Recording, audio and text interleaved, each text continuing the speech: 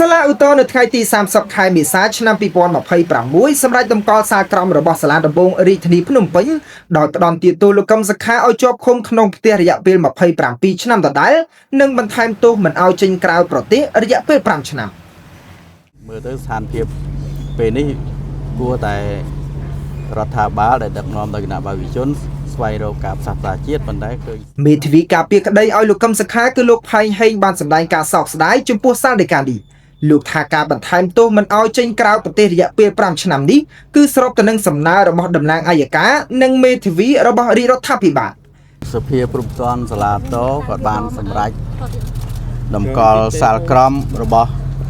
សាលាដំបងរាជធានីភ្នំពេញទុកជាបានការដដែលហើយគាត់បន្ថែមចំណុចទៀតគឺហាមឃាត់អាយដាមកឹមសុខាមិនឲ្យចេញពីក្រៅប្រទេសរយៈពេល5ឆ្នាំ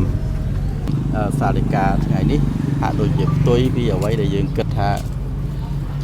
រាជរដ្ឋាភិបាលនឹងគិតគូរដល់ការផ្សះផ្សានិងពង្រឹងឯកភាពជាតិ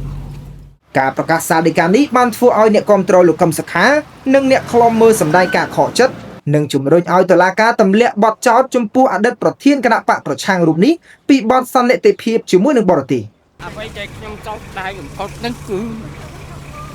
ភាពឯករាជ្យនៅផ្លូវច្បាប់រដ្ឋយើងវាហាក់បីដូចជាបង្ងើយកន្តើយហើយរឹតបន្តឹងខ្លាំងសម្រាប់អ្នកនយោបាយសម្រាប់អ្នកស្នេហាជាតិយើងមានការខកចិត្តក៏ប៉ុន្តែមិនបាត់បង់ទឹកចិត្តមុតរបស់អ្នកនយោបាយហើយយើងនៅតែព្យាយាមតស៊ូមតិដើម្បីទាមទាររយុត្តិធម៌និងសិទ្ធិសេរីភាពជូនឯកឧត្តមប្រធានទៀតណាហេតុអីពូខកចិត្តពីព្រោះតុលាការយើងឃើញហើយតម្កល់សាលក្រមតុលាការសាលាដំបងហើយមិនត្រឹមតែប៉ុណ្ណោះបន្ថែមបម្រើ5ឆ្នាំមិនឲ្យចេញទៅក្រៅប្រទេសទៀតដូច្នេះមិនត្រឹមតែជាសារនយោបាយមួយបង្ហាញតែគេតម្កល់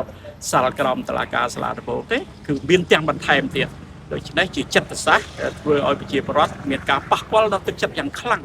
ក្នុងការកាត់ក្តីនេះបាទចំពោះនាយកទទួលបន្ទុកកិច្ចការទូតនៃអង្គការលីកាដូលោកអំសំអាតវិញយល់ថាជាអង្គការសង្គមស៊ីវិលហ្នឹងយើងចង់ឃើញថាអ្នកនយោបាយខ្មែរ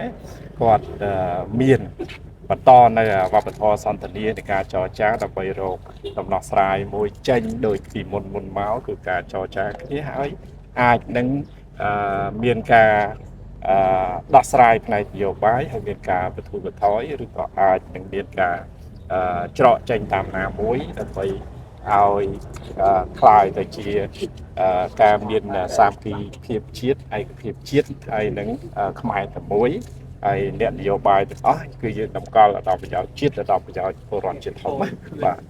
ទាក់ទងទៅនឹងសំណុំរឿងនេះគេមិនទាន់ដឹងថាលោកកឹមសុខានឹងប្តឹងសារទុកទៅតុលាការកំពូលឬអត់នៅឡើយទេ